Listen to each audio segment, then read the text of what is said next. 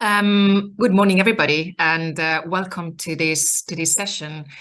First of all, I just wanted to say a big thank you for joining this interesting webinar on carbon reporting and Scope 3 emissions, which is hosted by Trident Utilities. They will do their introductions a bit later. I just wanted to do a brief intro to the webinar. I guess most of you know me by now. I'm Patricia, I'm BCF Sustainability Manager. And when I joined the BCF in April, it's been 4 or 5 months already, I was given the important task to deliver the BCF net zero roadmap. And it's basically, as you know, it's basically a document that will aim to support our members with their individual net zero journeys. So the document, as you probably know, is currently in consultation with members, and to my knowledge, is going to be the first sectorial roadmap for the coatings industry.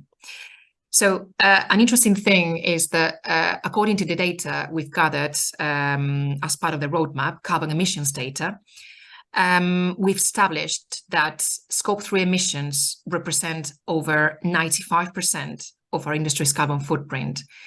So, I mean, it's not a surprise really, because I'm sure we all know about the challenges around Scope 3, but it does mean and emphasize the fact that managing those emissions is going to be a critical success factor in our net zero journey. And that's why we've chosen Scope 3 as the focus for a seminar that we are organizing at the BCF. And this is the Road to Net Zero seminar that is happening on the 14th of November in Nottingham.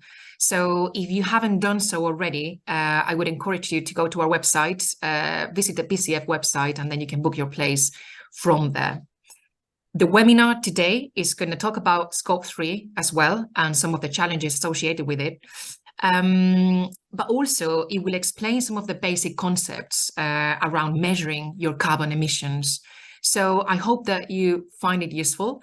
And now I'm just going to hand over to my colleagues at Trident Utility. So thank you very much for joining.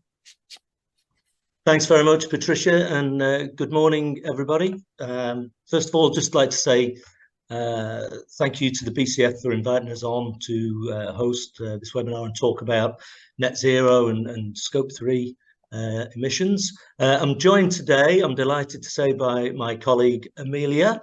Amelia is one of our net zero consultants, very knowledgeable and a delightful lady to go with it as well. So yeah, hopefully you're going to enjoy what Amelia has to say today. For those of you who aren't familiar with Trident, we've been a BCF associate member now for around about 6 months. We will be attending and talking at the November event as well. But if you're not familiar with us, we've been around for 22 years. We're in our 23rd year now. We have or work with around about 400 corporate customers, a lot of manufacturing customers, and some who are members of the BCF. And we deliver, I guess, consultancy services in 3 core areas. So cost control, compliance, and carbon net zero. So cost control being, the procurement of energy, budgeting, risk management, bureau services. Compliance would include things like ESOS surveys. Some of you will be captured by that, SECA reporting, and carbon net zero, obviously what we're here to talk about today, everything from carbon accounting, carbon reporting, helping companies write carbon reduction plans, through to the delivery of efficiency and carbon reduction projects. So yeah, a broad array of services that are all interwoven with each other, that I guess delivers a complete 360-degree service. So what we've got in store for you today, I'll just run through the agenda. Before I do, Amelia is going to be talking through most of our slides. At the end of the session, we've got a Q&A, so please feel free to ask any questions along the way. If you hover your mouse over your screen at the bottom, you'll see a Q&A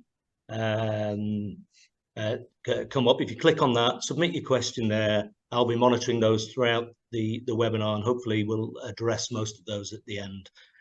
Any questions we don't manage to get to, we will be following up and answer those by email. We'll be sending everybody a copy of the slide deck and a recording of the webinar as well. So, don't worry if we don't manage to get to your question today. Just before the Q&A, you'll see a window pop up. We're going to run a short poll. It's just 3 simple questions.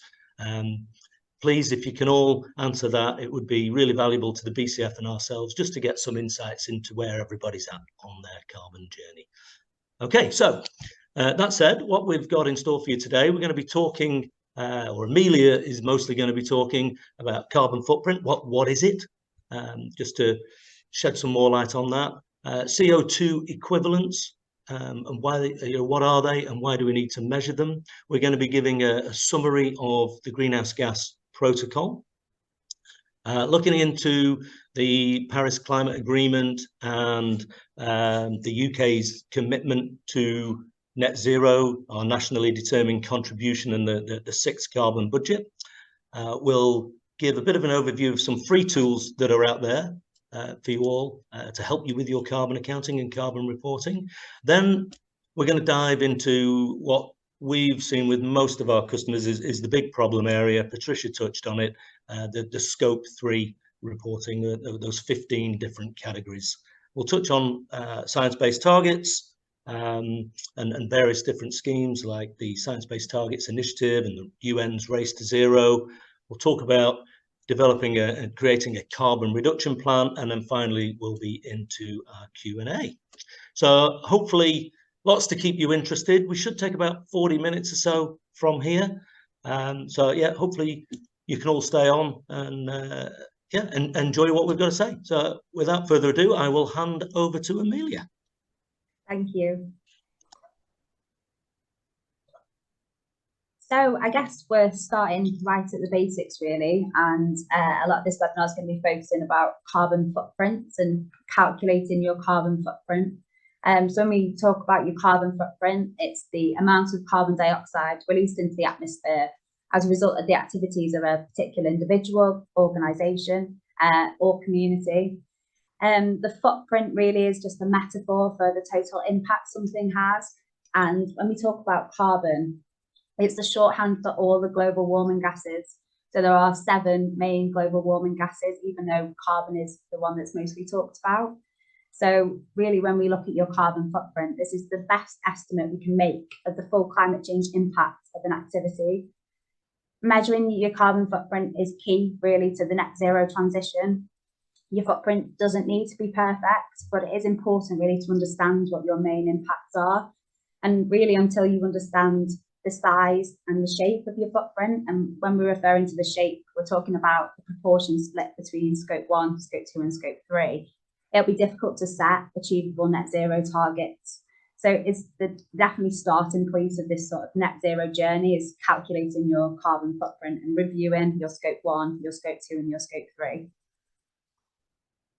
So when we actually measure your carbon footprint, it's normally measured, and you'll probably see this quite a lot, in CO2e, which is CO2 equivalent. And as mentioned on the previous slide, there are other greenhouse gases apart from carbon, and there's 7 in total. You can see on that graph on the left, the different 7. Whilst carbon is the one that is talked about mostly, each greenhouse gas is important, and they all really have different potencies. So you can see on the table on the right, methane, for example, is over 20 times more potent than CO2. But I guess why it's probably not talked about as much is, unlike CO2, it doesn't last in the atmosphere as long. So methane, for example, again, lasts in the atmosphere about 10 to 15 years, when CO2 can last up to thousands of years.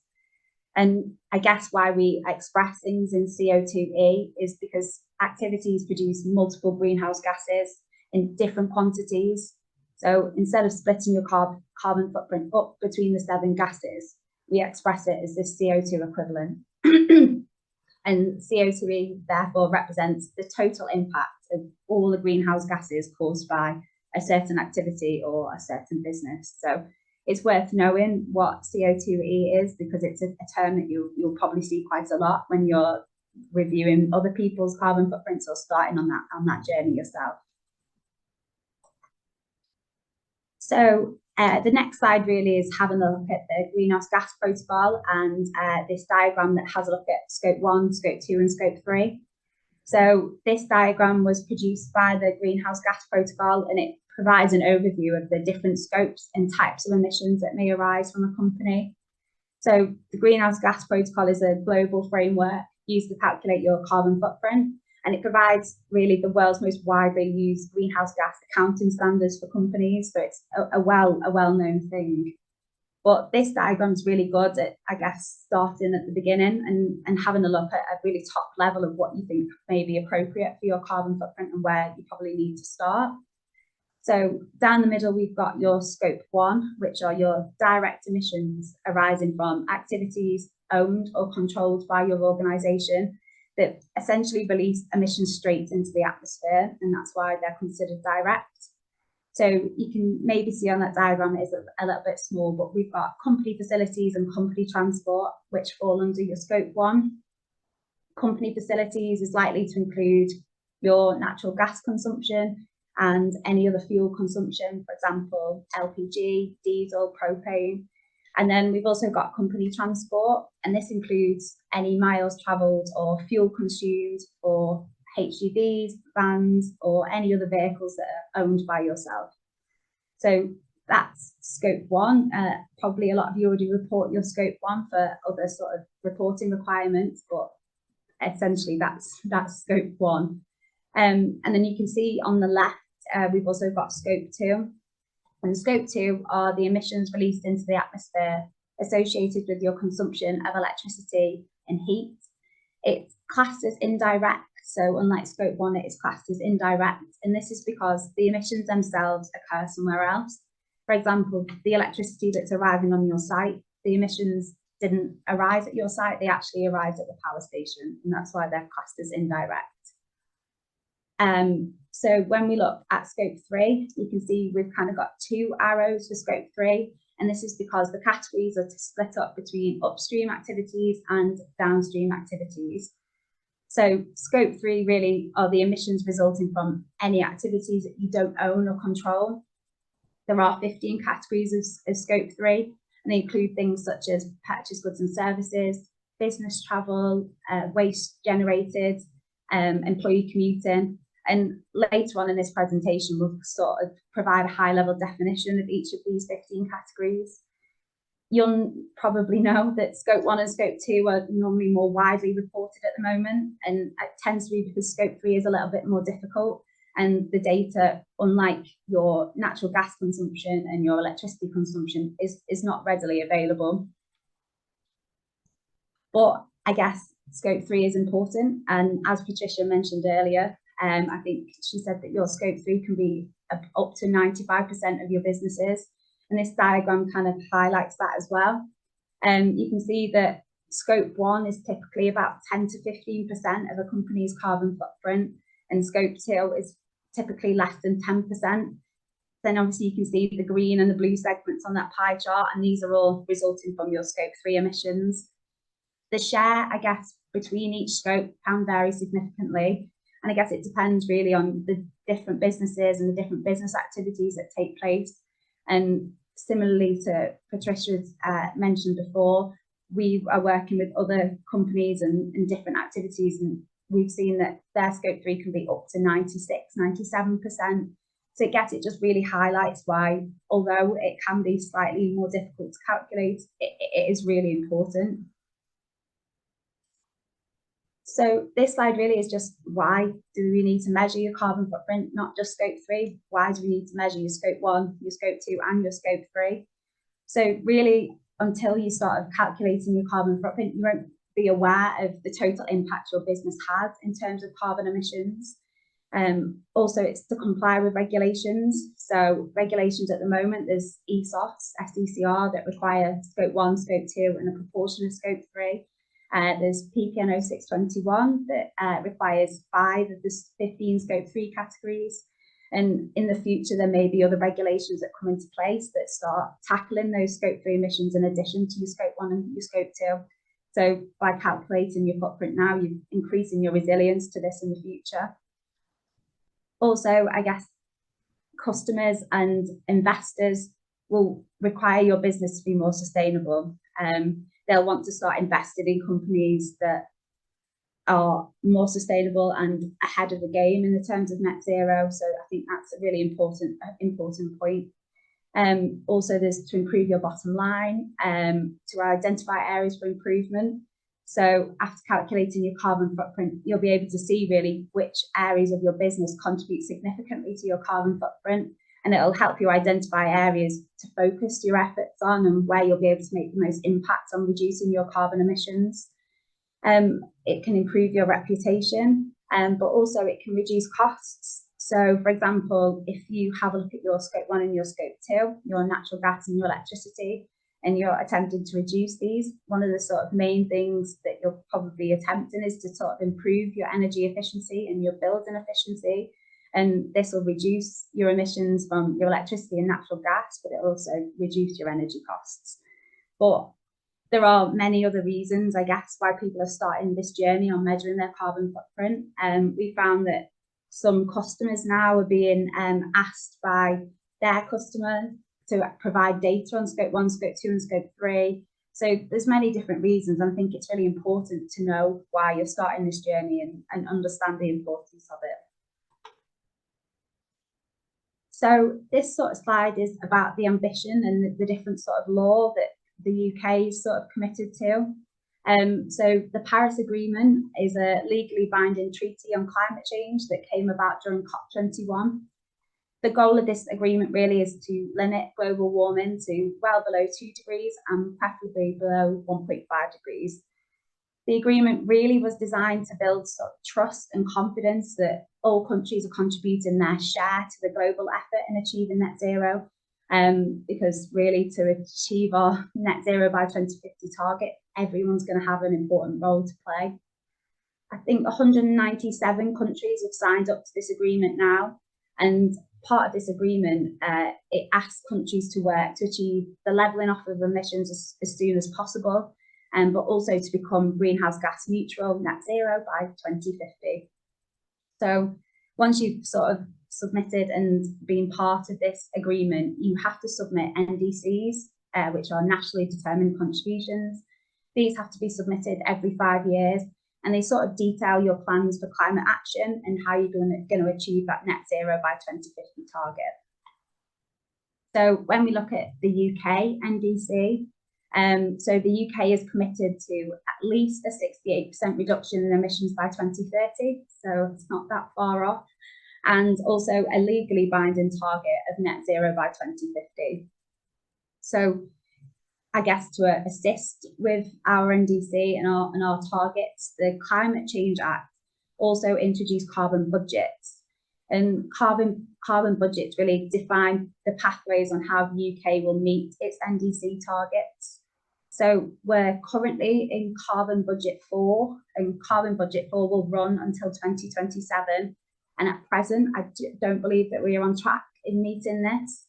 And also you'll see on the slide recently, we have announced the 6th carbon budget, and this recommends a reduction of 78% by 2035 in emissions.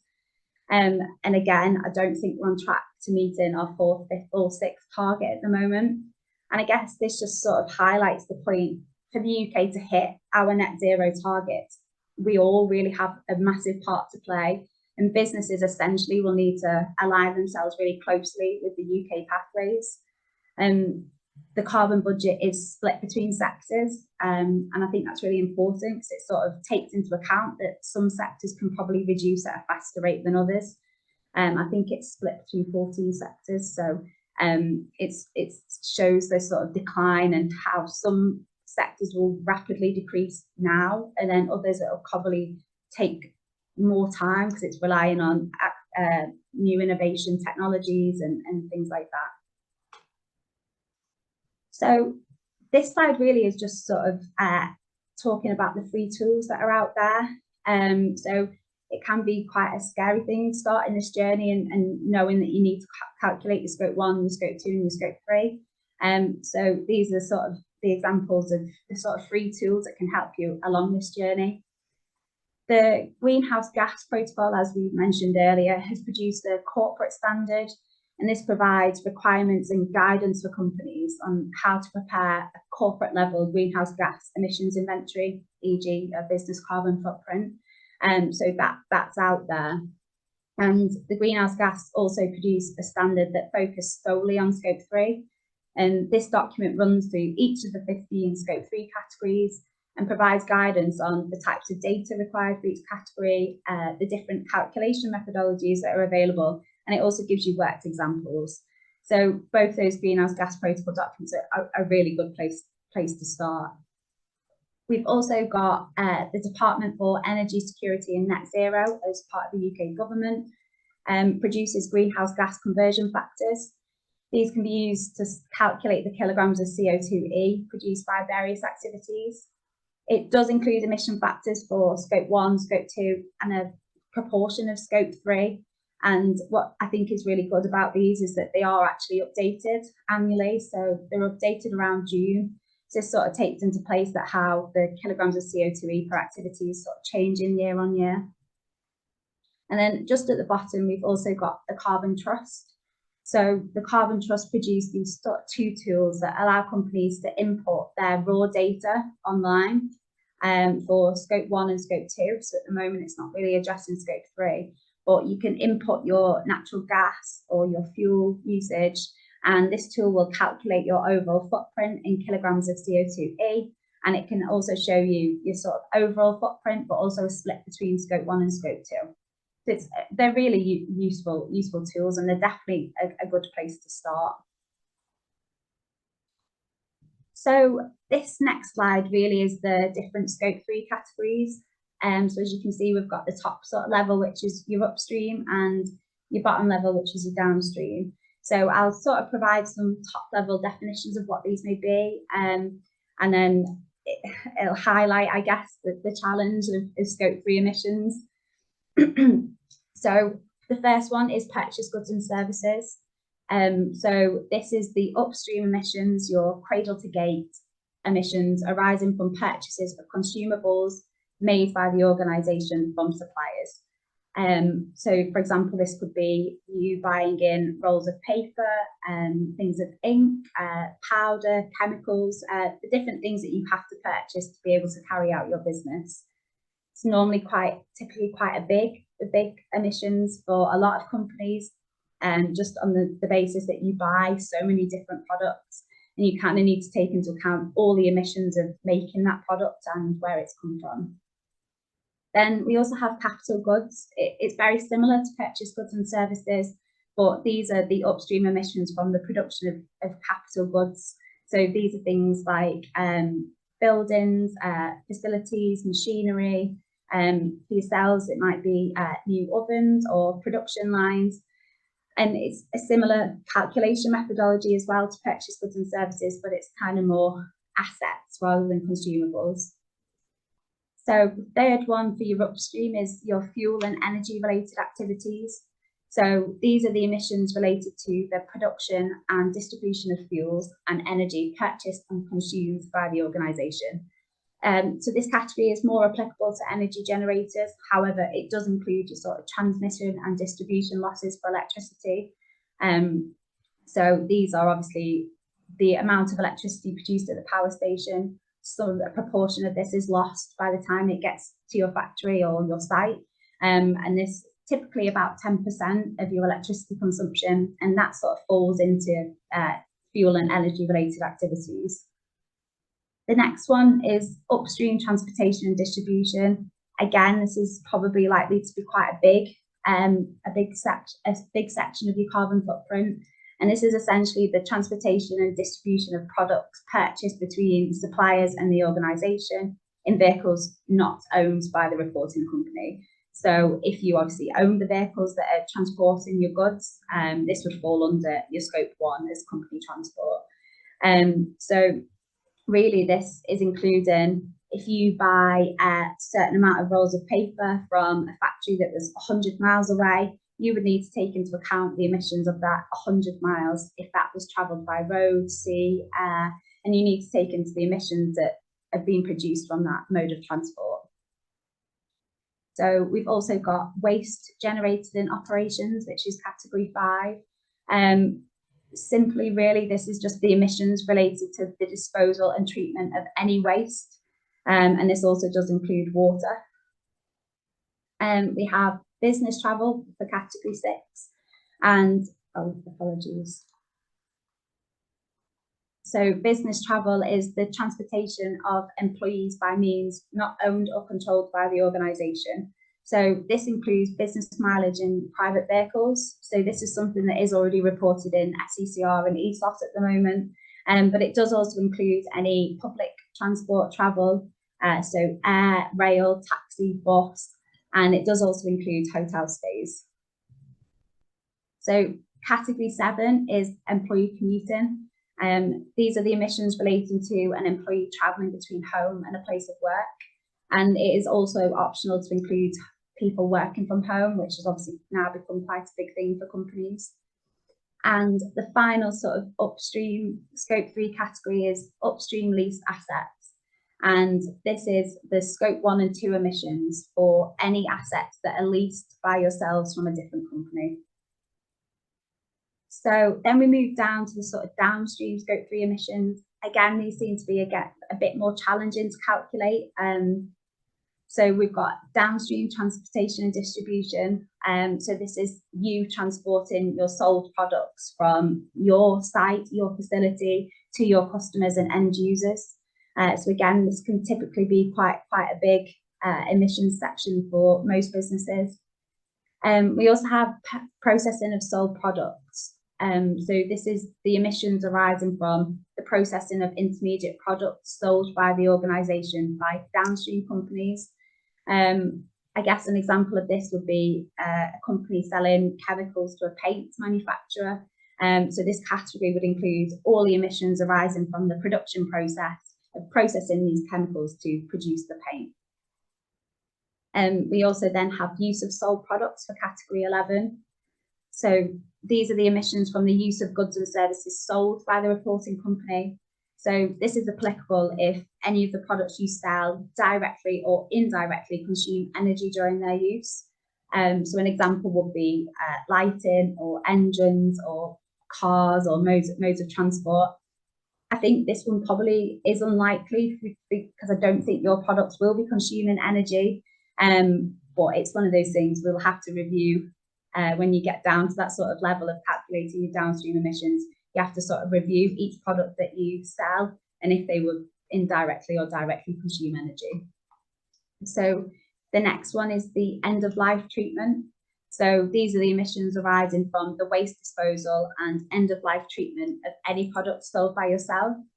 I guess an example would be the recycling of any wallpaper that's produced after use. So you need to take into account the emissions of treating and recycling that product. We also have, very similar to the upstream leased assets, we have downstream leased assets. And that is when you own a facility or an asset and you lease this to other companies. And you essentially need to take the scope 1 and the scope 2 emissions of that company that are leasing your facility or asset.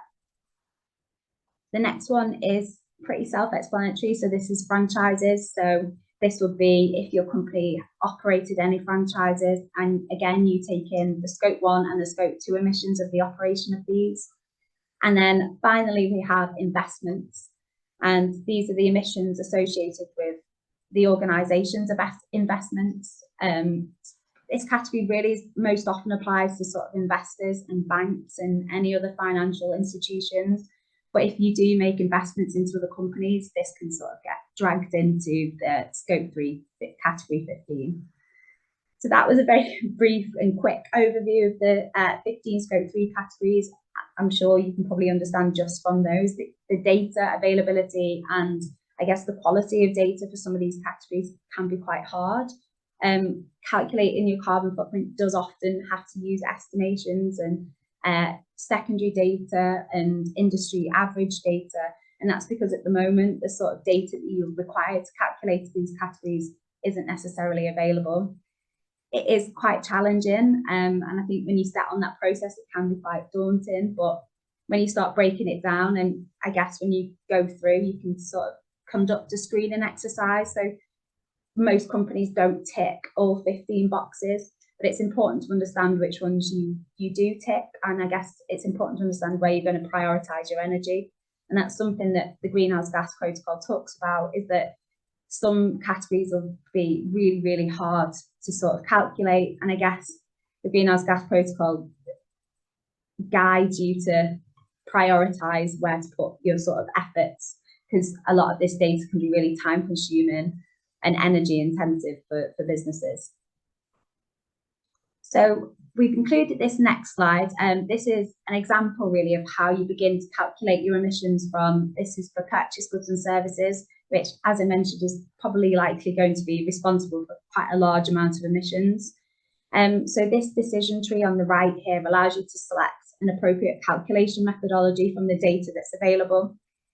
So you kind of work through it, and it asks you sort of the types of data you may have. So you can see on the sort of top line there, it's asking if the tier 1 supplier, so your suppliers of the products you're buying, can provide product level cradle to gate greenhouse gas data for that product you've purchased.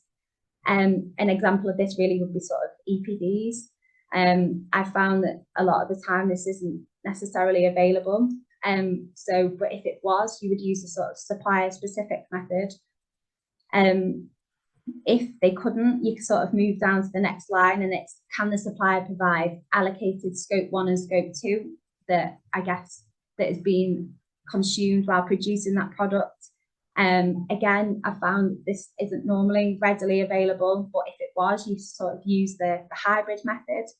But then we also have at the bottom the sort of less specific data methods, and you've got the average data method, which is where you would take the information of how many products you've purchased in the year and take an industry standard emissions factor for whatever product that may be, and that would be the sort of average data method. Then also, which is normally where a lot of companies start, because it's due to lack of data, sort of the spend-based method. And this sort of takes the amount of money spent on each product, and instead of applying a kilograms of CO2e per product emissions factor, you would take a kilograms of CO2e per pound spent emissions factor.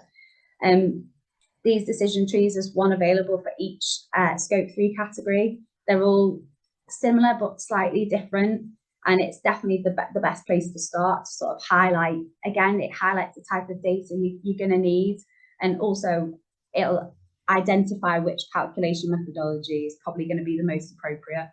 And as time goes on, you may change calculation methodologies as data becomes available, and that is something that naturally probably will happen when people start calculating their carbon footprint. So I guess the next slide is about, we've calculated your carbon footprint, and then I guess you can be in a really good place to start setting a net zero target.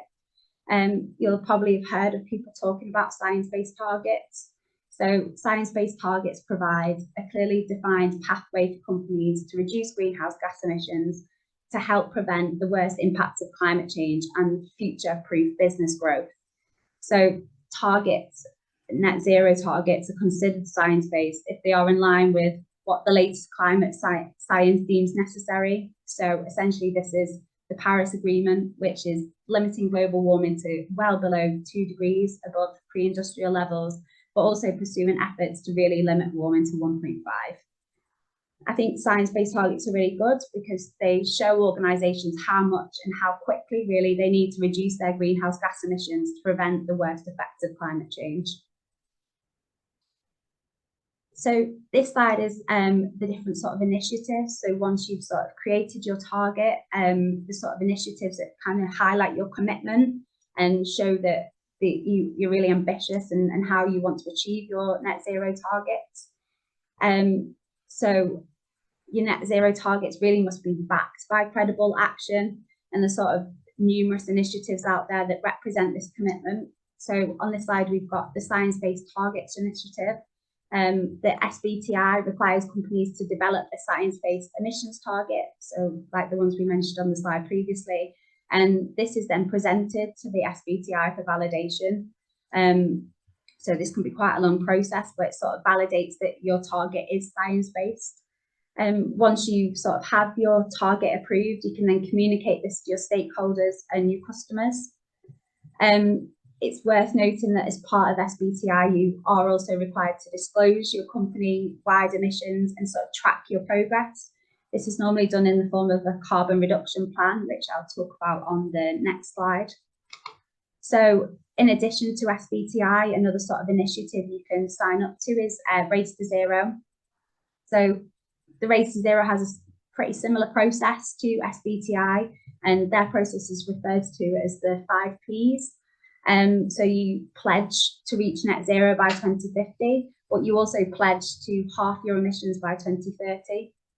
You sort of set a plan in place, which is the 2nd P, and this is to disclose a carbon reduction plan, which again we'll talk about more on the next slide. You also have to set targets, both a sort of interim target, which is normally 2030, and also a 2050 net zero target. The 3rd P is proceed to take action. So this is you put in actions and plans in place to sort of achieve your net zero targets. And then finally, it's publish. So you need to publish reports on your progress and also persuade. So both these initiatives, they're quite similar in terms of requirements. And it's really having a look at both of them before you, well, there's also other ones out there, sort of reviewing all the initiatives available and choosing the one that's most appropriate for your business. Many initiatives require companies, again, to set near term, so use about 5 to 10 years targets, and also the sort of long-term targets. And SBTI and Race to Zero require you to cover Scope 1, Scope 2 and Scope 3. So these aren't just Scope 1 and Scope 2 targets, it's got to include your whole carbon footprint. The initiatives highlight, again, as I mentioned earlier, sort of a company's commitment to net zero, and it'll also increase your sort of brand reputation, it'll increase investor confidence, and also it'll provide resilience against any current or new regulations. So you can see down the right-hand side, we've sort of just put an example of the sort of things that are mandatory at the moment. So I believe a lot of you will be already completing FTCR and ESOS, but in the future, these may again get expanded out to start including Scope 3, and by being one step ahead of calculating your carbon footprint and your Scope 1, your Scope 2, and your Scope 3, you're sort of prepared in case this comes about. So as I just mentioned, once an organisation has calculated its carbon footprint, it should really start to set out a strategy, and this is to continually measure, manage, report, and ultimately reduce its carbon emissions. And this is normally represented in the form of a carbon reduction plan, which is required for SBTI and Race to Zero. A carbon reduction plan typically includes your carbon footprint, so your overall carbon footprint, but also the split between each scopes. So you report sort of 4 sort of levels. It's your total kilograms of CO2e, and then the split between Scope 1, Scope 2, and Scope 3. The carbon reduction plan also details your net zero goals and your targets, and any actions that you will complete to help achieve net zero. And I guess it's a really good document that will represent how you will achieve your net zero targets and reduce your carbon emissions. So it's kind of a carbon reduction plan is the last stage of the process. So the first sort of stage is to set your journey and start calculating your carbon footprint, which can be a time-consuming process. The sort of next stage would be to set a net zero target. And then also the sort of following on stage is choosing an initiative if you want to commit to. And then finally, it would be to complete a carbon reduction plan. Carbon reduction plans are often updated annually. And again, it's a really good place to sort of track your progress and track how far or how near you are to achieving your net zero targets. So I'll just go on to the next slide and hand over to Rich, who will be talking about the different reporting softwares that are available. Thanks very much, Amelia, and well done. Amelia's suffered with a heavy cold the last 24 hours, so she's dosed herself up and managed to get through today. Hope you all agree that was really informative and I guess sets out really the challenge that we all have, and some of the complexities in reporting our carbon emissions accurately. Amelia touched earlier on some of the free tools available and some of the software available. And for many of you, you know, that will be a great starting point, utilizing some of those. They are limited in functionality and scope often. And in terms of doing a lot of analysis, it will require you still working within spreadsheets, you know, creating reports for the board, a lot of manual input. There are more sophisticated carbon reporting software available on the market. There's things like UL 360 and Visi, which is now owned by IBM. You know, these get really quite sophisticated with lots of API integrations, lots of data scraping from other systems that you might operate. But they do come at a price point as well, often into six figures with potentially 25,000, 30,000 pounds setup fees. If you're a blue chip large company, that's fine. For a lot of the smaller companies, you know, it's beyond them. So a little plug here for ourselves. We have developed our own carbon reporting software. It's aimed at those smaller and medium-sized businesses, and it just provides a lot more detail and sophistication than some of those free tools. As you can see, it comes with an easy to view dashboard that in about a month's time will be fully customizable. You can report your data either at group level, corporate level, site, by business activity, internationally. For those of you who've got operations abroad, you can report you know, by region, by country as well. And you can see you can split your emissions by the 3 different scopes. You can add in up to 30 different categories for your scope 3 emissions if necessary. So you can track certain raw materials if you wanted to break that down. You can apply various intensity metrics. You know, that's important to see how you're tracking as your business grows. So it could be by footprint, by employee, by turnover, by ton of product, any of those things. So, you know, that's available. For those of you that do require something a little bit more sophisticated, take a bit of the hassle away and the time that's involved in reporting those emissions accurately. So before we get to the Q&A, just a quick summary of what we've gone through today. Climate change is already here. It's happening. Outside is a horrible day today, but we've seen some of the floods and disasters around the world that are increasing. So it's important to act now. You know, it's on all of us to do something about this. The first step to taking action is you've got to know where you are. So you've got to start measuring your carbon footprint. The Boston Consulting Group reported, did a survey and issued a report late 21. I've got some numbers here which I'll just read out. Only 9% of companies were reporting their carbon footprint accurately. 81% didn't fully report their emissions. 66% excluded their value chain emissions altogether, and the error rate in reporting was around about 40%. And you know, for anybody who works with complex Excel spreadsheets, you'll be well used to seeing errors in those.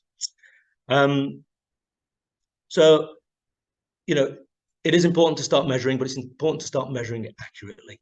Amelia touched on, you know, the next step: set yourself some goals, some achievable, realistic goals. Set yourself some targets.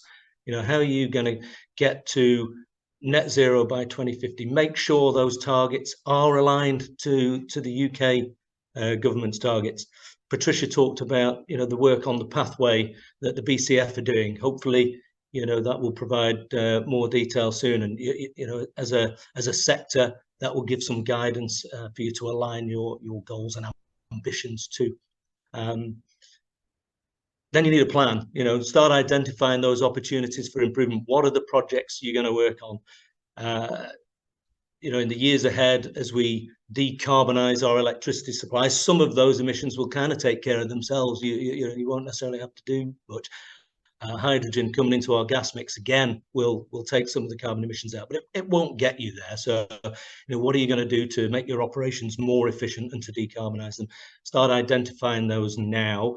They make good business sense generally. So, they're not just removing your emissions, but if done in the right way, will feed into your bottom line as well. And a plan is no good unless you act on it. So start implementing as soon as you can. Start making some headway. Track your progress. You've got to know where you are. So getting that reporting right, whether it's on a spreadsheet or using software, you need to be able to see the impact of your actions. So really important to track your progress. And when you communicate that out, there's lots of interested parties. It's your opportunity to really, I guess, improve your reputation, to boast about your credentials. Shareholders are interested. Employees are interested. The companies that do this the best, they're attracting the best candidates, they're attracting greater investment, and have been proven now, to be making the most profit. So get ahead of the game, be a champion, be a leader, because it just makes good business sense as well. So that's kind of the slideshow over. We've hit 46 minutes, so we've run a few minutes over. We have had a few questions come in. Just before I get to those, I did mention earlier on that we were going to run a short poll. So hopefully appearing on your screen now should be just a few questions. It'll only take a second. It would be great if you could all just answer those. We'll be able to share the results, hopefully at the end of the webinar, if everything works out as it should do. If not, we'll let you know how everybody's progressing in a follow-up email. So while you're all doing that, I will start with the Q&A. So we've had a few questions of a similar nature. So this one relates to potential duplication of carbon accounting. So is there some duplication of overall emissions as the reporting company's downstream scope 3 emissions, for example, processing of sold products, will also be reported in the scope 1 emissions of the purchasing company? How is this handled overall? Amelia, sounds like one for you. Yeah, so double counting does happen. So your scope 1 and your scope 2 emissions, I guess, are associated with your company. Therefore, double counting of those emissions is unlikely to occur. However, as scope 3 emissions, I guess, by definition, are the direct emissions of another entity, 2 or more companies may account for the same scope 3 emission.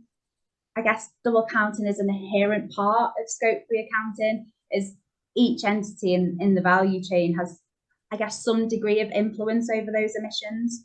So it is likely that, I guess, the slight thing is that each company will report them slightly differently. So one company may report it in one category of scope 3, and then another company may report it more than likely probably in their scope 1 and scope 2. But I guess by reporting on both direct and indirect emissions, these multiple companies in the value chain, it essentially facilitates that sort of simultaneous action of multiple entities to reduce the emissions. And I think double counting probably won't ever go away. And I guess the sort of downside is that, yeah, that is double accounting, and essentially can make the carbon footprint look larger than it is. But I sort of, this backside good advantage of that is that, yeah, there's going to be multiple people tackling the same group of emissions. Thanks, Amelia. Yeah, and I would just add, for the larger companies operating in our economy, for those to tackle their scope 3 emissions, they have real power. They have real influence over their supply chain. And that's the point of it, really. If they can influence how their suppliers are operating, making those decisions, then clearly it's going to have an impact on those scope 1 and scope 2 emissions of their supply chain. Yeah, so definitely. That's the point of it overall. Okay, next question. Are scope 3 calculations limited to the UK only? So no, they're not. So the Greenhouse Gas Protocol Standard is international. It's not just a UK standard. And when you read the Greenhouse Gas Protocol, it talks about all the sort of different, especially for multinational companies. I guess the only thing that can be a bit more specific is the sort of emissions factors. So essentially, to calculate your emissions, you times the number of products bought, the number of miles travelled, or whatever raw data it may be. And you will always times that by an emissions factor. The emissions factors do tend to be more sort of either UK or country based, and that's just because obviously the way that different countries work. So the electricity in the UK, our electricity mix is going to be very different to the sort of different countries' electricity mixes and fuel mixes. So emissions factors do matter, and that will be more country specific, whilst the overall sort of methodologies and calculations are the same, and they're going to stay the same worldwide. Thanks, Amelia. Here's another one. Why is accounting for Scope 3 emissions important? Well, I think we've probably covered that one off. What are the main difficulties found when calculating Scope 3 emissions? You've probably touched a little bit on this in the slide deck, but a little bit, worth repeating. Yeah. So I've definitely, when working with the companies that I've been working with, the definitely main problem that's arising is data. So Scope 3 in particular, the emissions are outside of sort of the company's direct control and are typically normally spread out across its value chain with various suppliers, various different sort of people that are influencing those emissions. And therefore, even just collecting the correct data can be really difficult and really time intensive. The data often that comes in is normally quite complex as well, and to be fair, it's not normally available either. So if it is available, it's complex, and sometimes it's just not available. So it's really hard. I think to overcome this, that's why the sort of different calculation methodologies in the Greenhouse Gas Protocol standard are so important, because there is always a more specific calculation methodology, and this is where you have sort of data availability to these supplier information. But the sort of calculation methodologies that fall under that, these tend to use more sort of secondary data and industry averages, and that sort of kind of helps people overcome that problem of data. The spend-based one is normally quite a good place to start, because all companies should have the amount of money spent on each sort of product or business travel or whatever category it may be.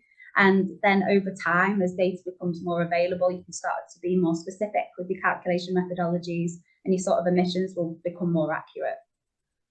Yeah, thanks, Amelia. I'd just add as well, I'm aware that a lot of the work that we do with customers in these sort of early engagement pieces is around data, and actually helping them to develop a data collating and gathering strategy. And over the long term, not the short term, this is about engagement with suppliers, that over the coming years that they can start providing more granular data. But it's important to start now. Obviously, the spend-based methodology, you can't get to net zero on that, because that means spending nothing. So yeah, it is important to start now, but get that strategy in place, understand what data you're going to need to capture in the future, and start working with your suppliers to get that. A related question again, no surprise, all around Scope 3, Amelia, is the problem child of carbon accounting. So how should companies prioritize Scope 3 data collection efforts? Where do they start? There's 15 categories there. How do you go about it? So I kind of touched a little bit probably during the PowerPoint, but the Greenhouse Gas Protocol recommends that companies should sort of prioritize data collection efforts using a sort of screening exercise. I guess this screening exercise kind of helps. It's very top level, and it's probably not accurate in the sense that it's using a lot of estimates. But by sort of doing this sort of screening exercise, it sort of highlights to companies their sort of most significant greenhouse gases and their emissions. And it's normally those sort of categories, again, that offer the most significant reduction opportunities and are normally the most relevant to the company's sort of business goals. So this sort of screening exercise will help identify for companies which Scope 3 activities are sort of expected to be the most. And then the Greenhouse Gas Protocol sort of recommends that you, at first, it's not saying to ignore the ones that are going to be least significant, but sort of put your sort of energy in the ones that are going to be the sort of big hitters. But also it's going to be those sort of categories that you're going to want the higher quality data, which will be more time intensive. So I think it's always a good place to start at the sort of big categories, and sort of doing that screening exercise will sort of put you in the right direction to identify which one of those will be, if that's purchase goods and services, transport, and whichever others are going to come out at sort of higher emissions for each company. Thanks, Amelia. Just conscious of time, the poll results are in.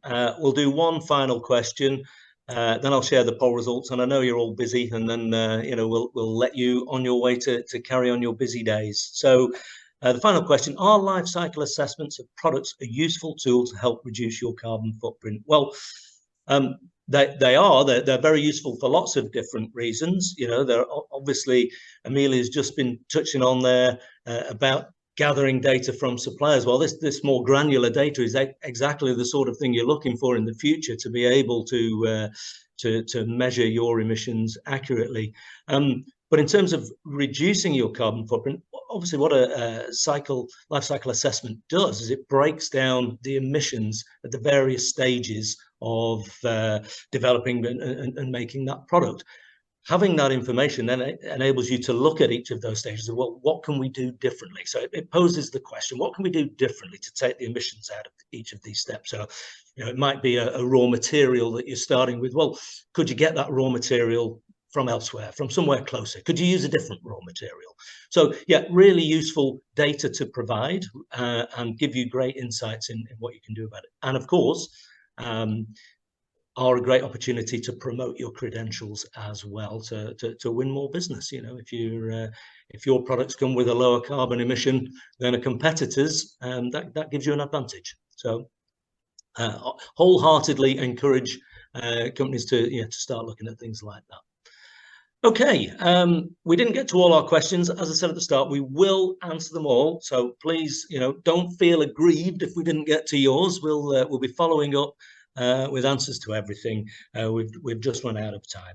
So the poll results, let me just bring those up. So if everybody's interested to know, are you measuring your carbon footprint? 73% yes, 27% no. So that's really encouraging, isn't it? 3/4 of you are already measuring it.